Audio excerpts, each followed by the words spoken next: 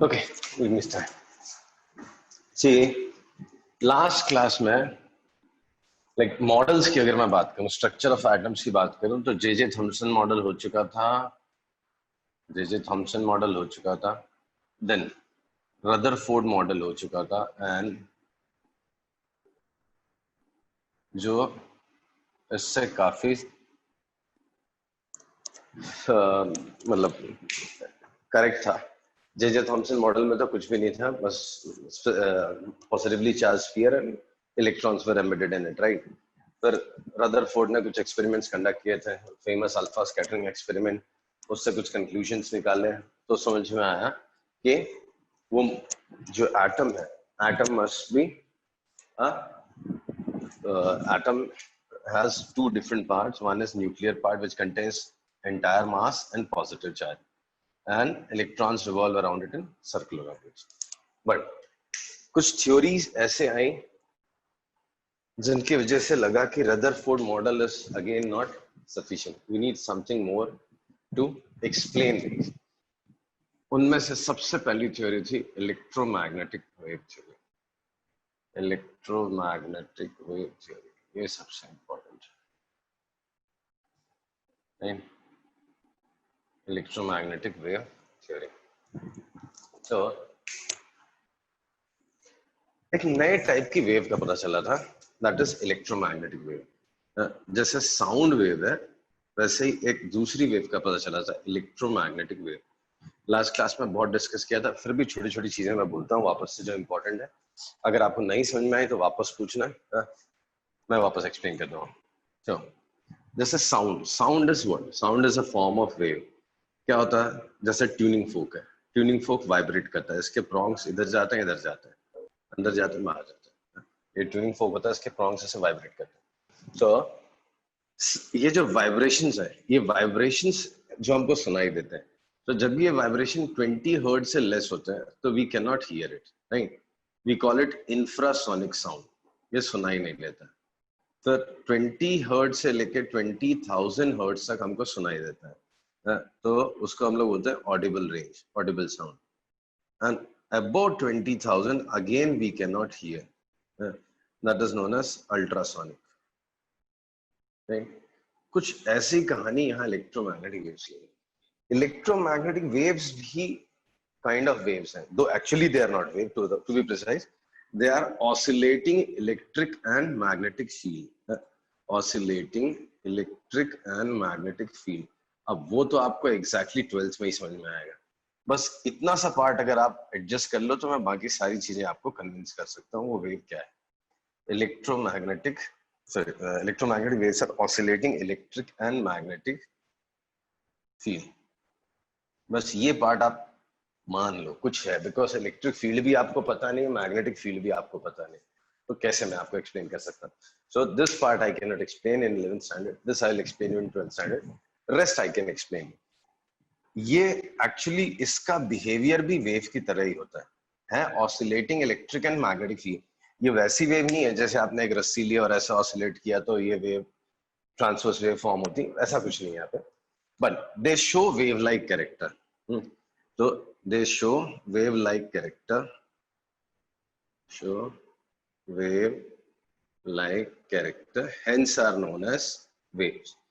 और electric and magnetic oscillations है तो उसको इलेक्ट्रोमैग्नेटिक वेव नाम दे दिया, right. So they show wave like characters.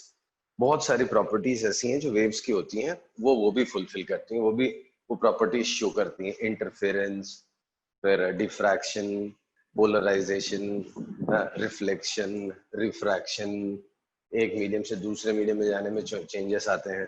वो सारी चीजें जो वेव्स करती हैं वो ये इलेक्ट्रोमैग्नेट, ये जो कुछ भी था oscillating electric and magnetic field, वो भी कर रहे थे, तो वेव्स के कैरेक्टर शो करते थे, इसके लिए उनको बोल दिया इलेक्ट्रोमैग्नेटिक वेव। कन्विंस्ड? सिर्फ आपको ये मानना है, बस ये चीज आप मान लो बस। अगर नहीं समझ में आया बोलते जाना, मैं आपको अलग अलग तरीके से एक्सप्लेन करने की या कन्विंस करने, कुछ चीजें यहाँ पे मैं आपको इतना ऐसा अलग अलग तरीके से बोलूंगा आपको कन्विंसिंग लगे, इससे ज्यादा मैं उसको एक्सप्लेन इस वक्त नहीं कर सकता। और कुछ चीजें जो एक्सप्लेन हो सकती है वो मैं एक्सप्लेन करता रहूंगा, तो आप बताते जाना मुझे कि सर नहीं समझ में आया, नहीं कन्विंसिंग लग रहा, तो आपको कुछ ऐसे स्टेटमेंट्स दूंगा मैं कि आपको कन्विंसिंग लगे, नहीं। So basically oscillating electric and magnetic field था और कुछ नहीं, but they show wave like characters. जैसे वेव्स प्रोपोगेट करती हैं, ये भी प्रोपोगेट करता है, इंटरफेरेंस होता है, रिफ्लेक्शन होता है, रिफ्रैक्शन होता है, डिफ्रैक्शन होता है, ऐसे इन वेव्स का भी ये सब कुछ होता है, इन चीजों का भी होता है। तो हमने बोला यार ये वेव लाइक कैरेक्टर है, तो let us call it electromagnetic wave, ठीक है। हाँ, कैसे अलग है?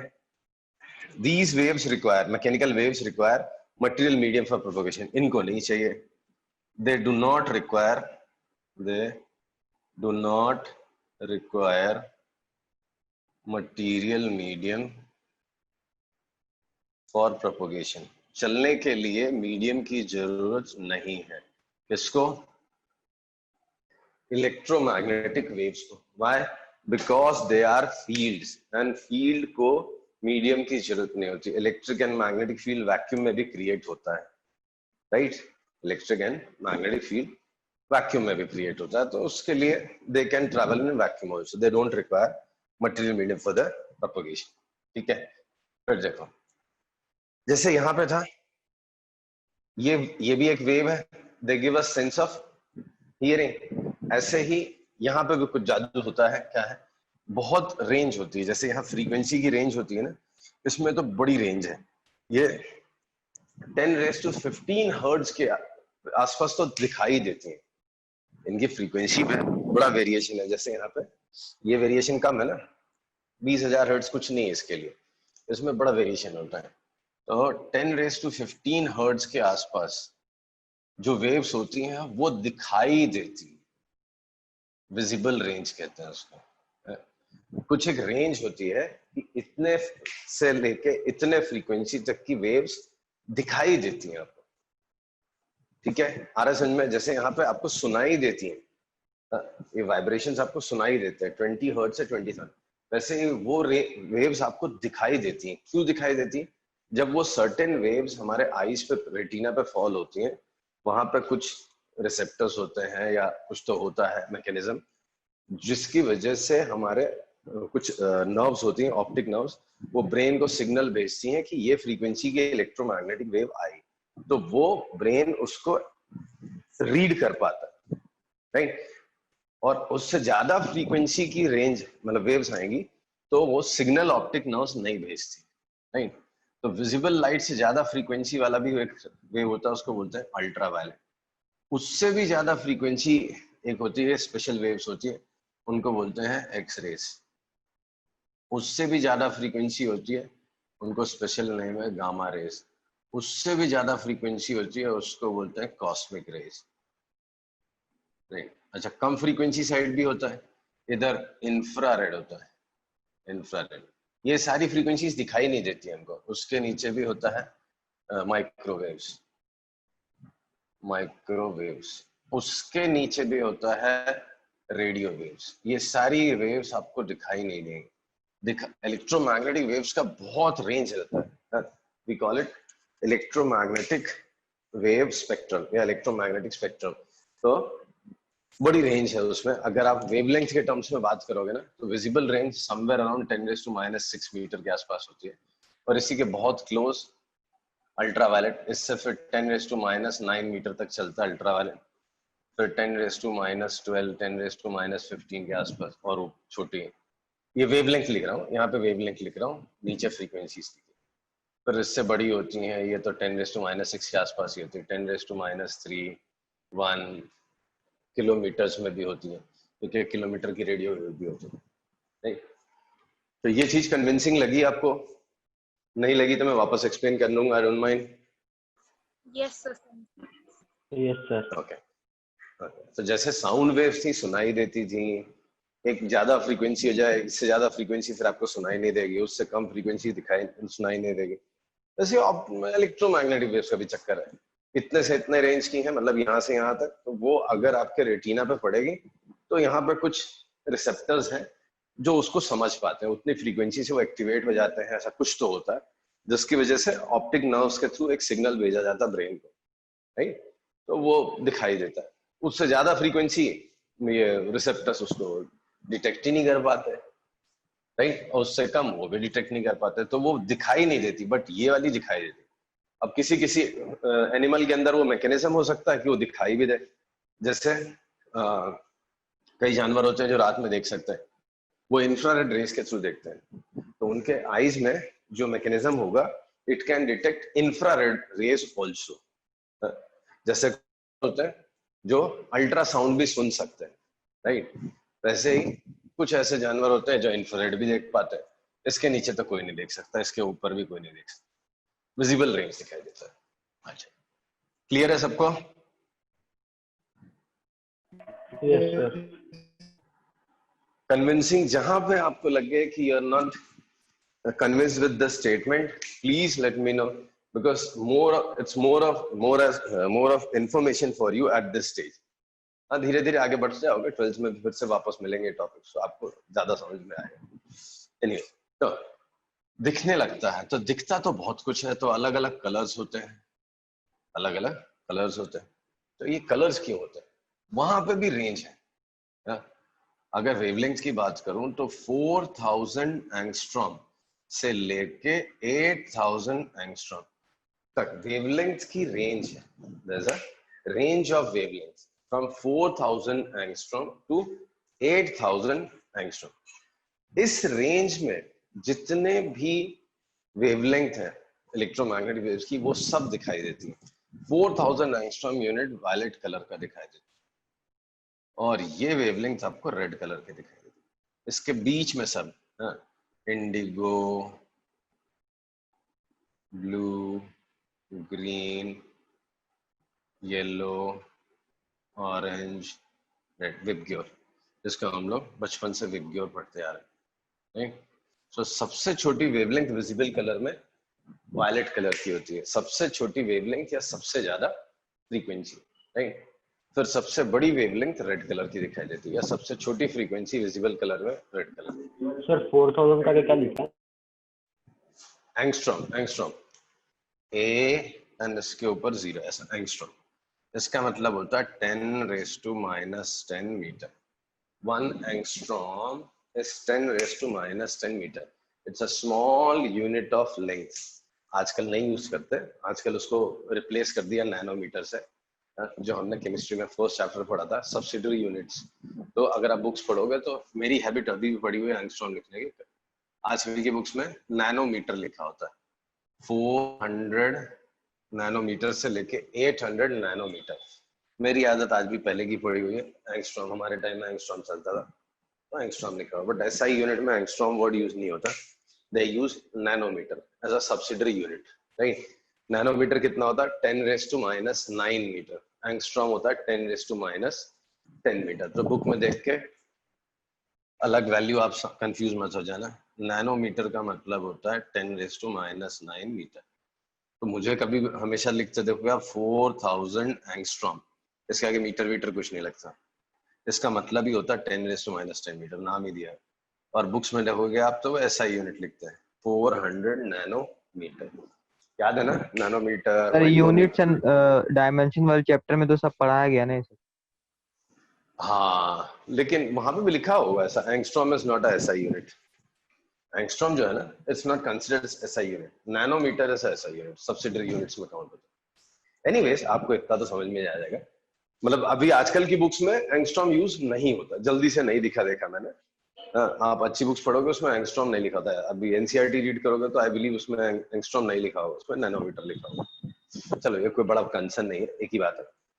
4000 इंटू 10⁻⁻10 लिख लो, या 400 इंटू 10⁻⁹ लिख लो, बात तो एक ही है, राइट। ये जस्ट प्रेजेंटेशन की बात है कि आजकल ये चलता है, वो नहीं चलता, ऐसी वाली बात। ओके, सो विजिबल कलर में एक रेंज है, उसके ऊपर का दिखाई नहीं देगा, उसके नीचे का दिखाई नहीं देगा, ठीक है। और क्या जानना है आपको इसमें? आपको जो सबसे इंपॉर्टेंट चीज जो जाननी है वो ये है, पहला, इंटेंसिटी वर्ड जहां भी मिलेगा ना, इसका लेना देना आप समझ जाना एनर्जी से होता है। जैसे वेव्स के केस में इंटेंसिटी क्या है? Sound is a form of energy, energy लेके आती है। Light is a form of energy, ये सबके एनर्जी लेके आती है। तो यहाँ पे इंटेंसिटी वर्ड क्या होता है? जैसे अर्थ ही, अर्थ में लाइट वेव्स पड़ रही हैं, राइट, सोलर एनर्जी आ रही है हमें, तो इंटेंसिटी वर्ड का मतलब क्या होता है? पर स्क्वायर मीटर पर सेकेंड कितनी एनर्जी आ रही है। इंटेंसिटी कहीं पे भी रहे तो इसका लेना देना कुछ ऐसा होता है, एनर्जी ट्रांसमिटेड और received per unit area per unit time. जैसे हम लोग बोलते हैं on a clear sunny day earth receives 1000 joules per second per square metre, मतलब 1 kilo joule per metre square per second, इतनी एनर्जी सन से earth को मिलती है on a clear sunny day. तो ये हो गई इंटेंसिटी, सोलर सनलाइट से जो एनर्जी आ रही है उसकी इंटेंसिटी अर्थ पे इतनी है। तो आपको इतना सब याद करने की जरूरत नहीं है, सिर्फ ये याद रखो इंटेंसिटी का लेना देना किससे है? एनर्जी से। ठीक है, इंटेंसिटी का लेन देन किससे है? डेफिनेशन पे मत जाओ, ये समझो मैं बोल रहा हूँ इंटेंसिटी ज्यादा है मतलब ज्यादा एनर्जी आ रही है। आज सनलाइट की इंटेंसिटी ज्यादा है मतलब क्या है? बहुत ब्राइट लाइट आ रही है, बहुत ज्यादा एनर्जी आ रही है। अब बोलोगे सर एनर्जी तो बहुत ज्यादा आती है, अब इसमें क्या ज्यादा?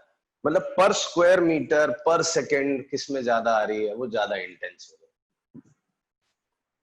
नहीं मजा है? तो समझा। ओके, तो इंटेंसिटी का लेना देना एनर्जी से है, नहीं?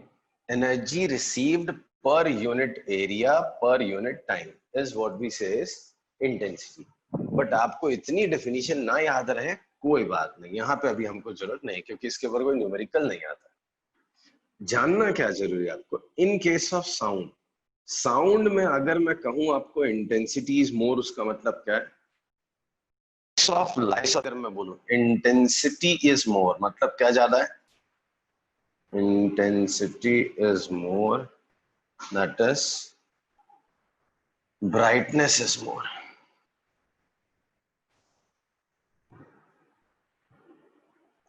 ठीक है, intensity is more means what? brightness is more in case of light. In case of sound, intensity ज्यादा होना मतलब loudness ज्यादा होना, loud sound सुनाई देना, नहीं? Now, वेव की कुछ कैरेक्टरिस्टिक्स होती हैं जो हमने लास्ट क्लास में डिस्कस किया था, ये अगर नहीं याद हो तो ये भी बता दूंगा। जैसे वेव लेंथ, आई बिलीव याद होगा आपको, frequency, amplitude, amplitude, then wave number. इसके ऊपर छोटे छोटे क्वेश्चंस आते हैं, जेई में भी, नीट में पूछते हैं, जेई में तो कम पूछते हैं। So wavelength, frequency, amplitude, wave number, wave velocity, wave velocity. तो ये सारी प्रॉपर्टीज वेव के लिए आपको अगर याद हो तो अच्छी बात है, नहीं तो फटाफट बता देता हूँ। वेवलेंथ क्या होता है? दो क्रेस्ट और दो ट्रफ के बीच का जो डिस्टेंस होता है उसको बोलते हैं वेवलेंथ। ये क्या? फ्रीक्वेंसी, एक सेकेंड में कितनी वेव्स पास हो रही हैं, नंबर ऑफ वेव्स पासिंग पर सेकेंड, पासिंग पर सेकेंड। एक वर्ड टाइम पीरियड भी होता है, एक ऑसिलेशन के लिए कितना टाइम लगता है। एम्पलीट्यूड, ये मीन पोजीशन से मैक्स कितना डिस्टेंस जाता है, दैट इज एम्पलीट्यूड, ये एम्पलीट्यूड। फिर wave number, number of waves per metre, एक मीटर ये डिस्टेंस है, इसमें कितनी वेव्स आ रही है, number of waves per metre. फिर wave velocity, same, metre per second, distance travelled per unit time. Time period, time taken to complete one oscillation, time for one oscillation, एक oscillation के लिए कितना टाइम लगता है, दैट इज। तो ये सारी चीजें हमने पहले पढ़ रखी, ठीक है। So intensity is not written here, तो इनमें से कौन सी चीज है जो इंटेंसिटी को रिलेट करती है? तो एम्पलीट्यूड। ये जो एम्पलीट्यूड होता है, intensity is proportional to square of amplitude. If amplitude is doubled,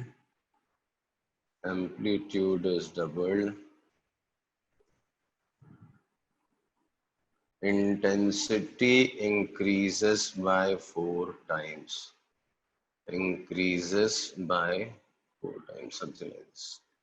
अगर आप एम्पलीट्यूड डबल करते हो, अगर आप लैब जाओगे ना, फिजिक्स लैब जल्दी जाओगे फ्यूचर में, तो क्या है कि अगर आप इसके वाइब्रेशंस हो रहे हैं, इसके ट्यूनिंग फोक के प्रॉन्स के, तो ट्यूनिंग फोक को धीरे से किसी से स्ट्राइक करोगे ना, तो क्या होगा, उसके प्रॉन्स वाइब्रेट करते हैं।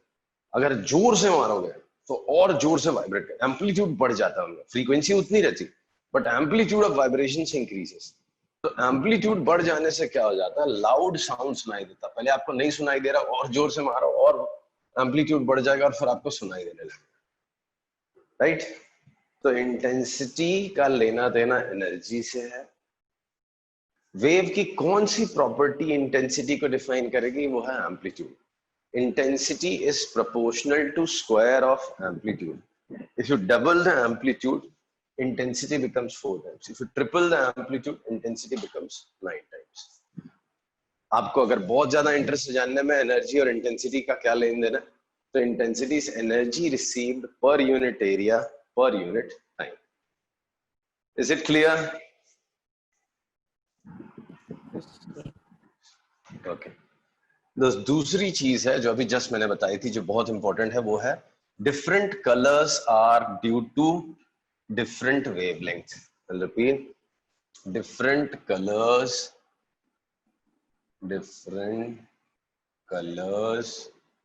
आर ड्यू टू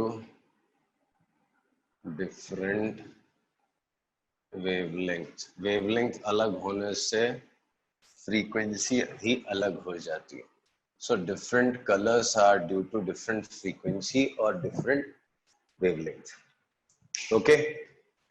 कोई पूछे आपसे लाइट का अलग अलग कलर क्यों होता है, तो आपको बताना है अलग फ्रीक्वेंसी अलग वेवलेंथ।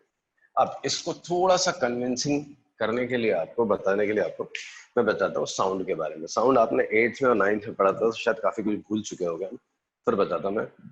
जैसे मेल वॉइस और फीमेल, या हमारे अंदर एक वोकल कॉर्ड होती है, राइट। कुछ लोगों को याद होगा, वोकल कॉर्ड होते हैं, राइट। जब हम छोटे होते हैं तो वोकल कॉर्ड छोटी रहती है, तो इसमें वाइब्रेशंस होते हैं वोकल कॉर्ड में। तो जो वाइब्रेशंस होते हैं, छोटी होने से बहुत जल्दी जल्दी वाइब्रेट करती है, फ्रीक्वेंसी ज्यादा होती है। तो इसलिए जब हम छोटे होते हैं तो हमारी आवाज पतली होती है, बच्चों की आवाज बहुत पतली होती है, राइट। रीजन, छोटे वोकल कॉर्ड होने की वजह से जब उसमें वाइब्रेशंस होते हैं तो फ्रीक्वेंसी ज्यादा होती है, राइट। श्रिल होता है, फ्रीक्वेंसी ज्यादा होना मतलब श्रिल ज्यादा होना। ये जब बड़े होते जाते हैं, वोकल कॉर्ड बढ़े जाते हैं, तो उसमें अब धीरे धीरे वाइब्रेट करते हैं, उतनी फ्रीक्वेंसी नहीं रह जाती, तो मोटी आवाज आती है, राइट। तो जैसे फ्रीक्वेंसी वाइब्रेशंस, यही चीज है, बट बहुत फनी लगेगा आपको सोच के, ये सुनाई देता है, जिसको आप करंट दिख रहा है, ये सुनाई भी देता है, बट एक 20 हर्ट्ज से ज्यादा टाइम्स अगर ऑसिलेट करेगा तो यही चीज सुनाई देती है। और इसी की फ्रीक्वेंसी चेंज करते जाओगे तो क्वालिटी ऑफ साउंड चेंज होता जाता है। फ्रीक्वेंसी अलग हो जाने से साउंड का अपीयरेंस आपको अलग लगने लगता है, right. Male voice has less frequency, male voice में श्रिल कम होता है, फ्रीक्वेंसी इज लेस, मोटी आवाज होती है, right. Frequency is less, whereas female voice has more frequency, frequency is more, पतली आवाज होती है, श्रिल ज्यादा होता है इसमें, तो फ्रीक्वेंसी इज मोर, ठीक है। ऐसा ही कुछ जादू आपके लाइट के साथ होता है। अगर लाइट की फ्रीक्वेंसी कम हो तो वो रेड कलर की नजर आती है, अगर फ्रीक्वेंसी लाइट की बढ़ जाए तो वही वायलेट कलर की दिखने लगती है। तो this is perception of human आई। जैसे आईज हमारे, सॉरी, लाइट हमारे आईज पे पड़ती है, वहां पे जो रिसेप्टर्स होते हैं उसकी फ्रीक्वेंसी डिटेक्ट करते हैं, ब्रेन को सिग्नल भेजते हैं, और ब्रेन उसको फिर पर्टिकुलर कलर का रीड करता है। Is that okay? आया समझ में?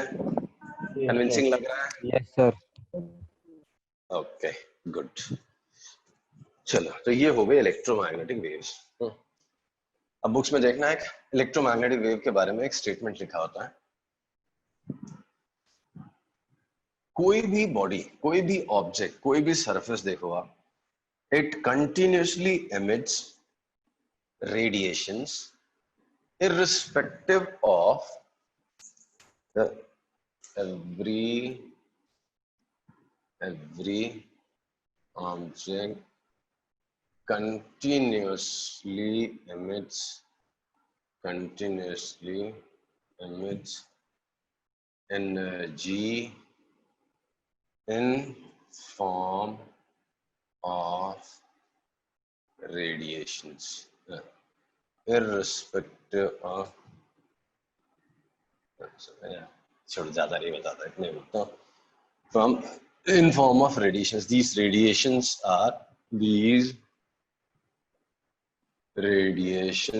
are known as electromagnetic waves. Electromagnetic waves. So हर एक ऑब्जेक्ट, ध्यान देना, हर एक ऑब्जेक्ट एनर्जी रेडिएट करता है, एनर्जी देता है. आप यकीन नहीं करोगे, इससे एनर्जी आ रही है, राइट? इससे एनर्जी आ रही है, किस फॉर्म में आ रही है? रेडिएशंस के फॉर्म में. अब एनर्जी तो बहुत फॉर्म्स में हो सकती है, राइट? कोई पार्टिकल्स ही फेंके जाने लगे, कोई पार्टिकल्स क्या करेगा? फेंकने लगेगा, तो पार्टिकल्स के अंदर काइनेटिक एनर्जी रहेगी, तो वो भी एनर्जी दे रहा है. बट यहाँ पे ऐसा कुछ नहीं, इससे एनर्जी आ रही है. किस फॉर्म में आ रही है? रेडिएशंस के फॉर्म में. What are those radiations called? Those radiations are electromagnetic waves. चाहे वो चीज आपको ना दिखाई दे, to your surprise, black colour से भी रेडिएशंस आ रहे हैं.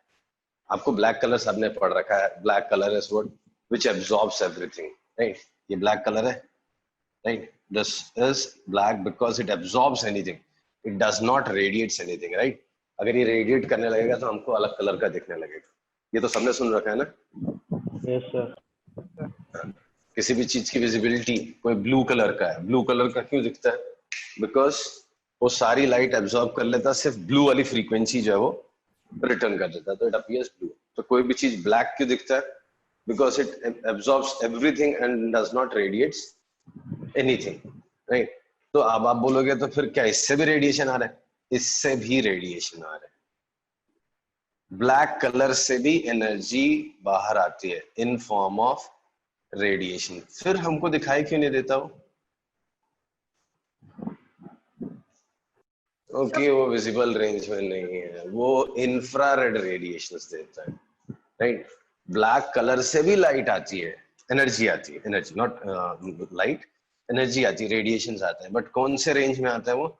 इंफ्रारेड. इलेक्ट्रोमैग्नेटिक वेव्स की बड़ी रेंज है, सेवरल किलोमीटर से लेके पिकोमीटर, पिकोमीटर भी नहीं, फेम्टोमीटर तक, फर्मी तक लेवल तक के वेवलेंथ होती है उसकी, तो बड़ी रेंज है उसमें. सो इंफ्रारेड रेज है जो वहां से निकलती है, और इंफ्रारेड मुझे दिखाई नहीं देती, इंफ्रारेड नजर नहीं आती. इसके लिए हमको ब्लैक कलर के लिए हम बोलते हैं कि does not, it absorbs everything, सारे विजिबल कलर एब्जॉर्ब कर लेता है, इसलिए दिखाई नहीं देता. बट उससे भी रेडिएशन आते हैं. कौन से? इंफ्रारेड आते हैं. Every object emits radiations, except at -273.16 degree Celsius. इतने टेम्परेचर पे जाने के बाद ये रेडिएशंस देना बंद कर देगा, बट उससे थोड़ा सा भी ज्यादा होगा तो इससे रेडिएशंस आते रहते हैं. ओके, क्लियर है? Yes sir. ओके, ठीक है. तो ये बुक में स्टेटमेंट लिखा रहता है. चलो अब देखो. So light क्या है? Light is a form of electromagnetic wave.